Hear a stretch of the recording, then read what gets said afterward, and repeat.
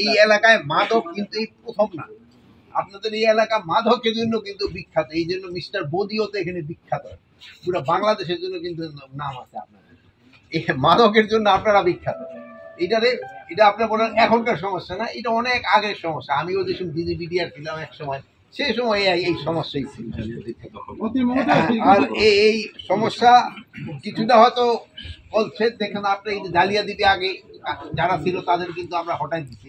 এই জালিয়াদ্বীপটা কিন্তু একটা হটস্পট ছিল এই মাদকের জন্য। প্লাস আমরা এই মাদকটা শুধু এই এলাকার না, এটা পুরো দেশের একটা সমস্যা, এটা একটা বিরাট দেশের একটা সমস্যা। সবার সাহায্য এবং সহযোগিতা দরকার হবে। এই মাদকটা যেভাবে হোক আমাদের এটা প্রতিহত করতে হবে। আপনারা এই যে আপনি হুজুর যে প্রশ্নটা করে ভালো, আপনার ইমাম সাহেবদেরও বলবেন যেন মসজিদে এরা যেন সবসময় বলে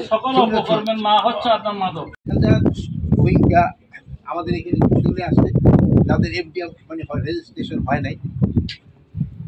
এখন এরা তাদের রেজিস্ট্রেশনটা হবে কি হবে না এটা একটা ডিসিশন। আর হয় কি এরা কিন্তু কতগুলি সমস্যা, একটা মানবিক সমস্যা, যেমন ধরো হঠাৎ তারা অ্যাক্সিডেন্ট করে বা আহত হয়ে এখানে আসতে আসতে তাদের ফেরত দেওয়া কিন্তু খুব ডিফিকাল্ট। প্লাস এখানে তাদেরও কিছু নিজস্ব লোকজনও আছে, এটা একটা সমস্যা আছে। বাট এই 50 থেকে 60,000 এই রোহিঙ্গাদের কিন্তু ইনডাইরেক্টলি কিন্তু তারা এটা পাচ্ছে কিন্তু খাওয়ার। এটার ব্যাপারে সরকার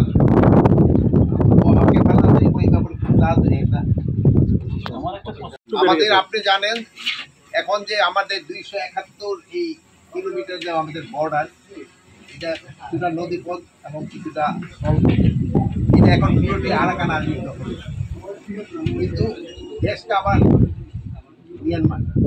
এখন আমাদের দুজনের সাথেই একটা সম্পর্ক বজায় রাখতে হচ্ছে এবং দুজনের সাথে আমাদের একটা যোগাযোগ আছে। এবং এই ব্যাপারে আপনারা জানেন যে আমাদের সরকার এবং আমাদের প্রধান উপদেষ্টা একটা হাই রিপ্রেজেন্টেটিভ আছে, তার স্ট্যাটাস উপদেষ্টা দিয়ে একজন ডক্টর খলিলুর রহমানকে নিয়োগ করা হয়েছে। উনি কিন্তু এই ব্যাপারে সার্বক্ষণিক দেখাশোনা করছে। আর এই এলাকার যে বললেন যে এখানে অন্য কোনো সমস্যা নাই, আর অন্যান্য সব বাহিনীগুলো বিজিবি সহ তারা সব সময় খুব সজাগ আছে, আইন শৃঙ্খলা সব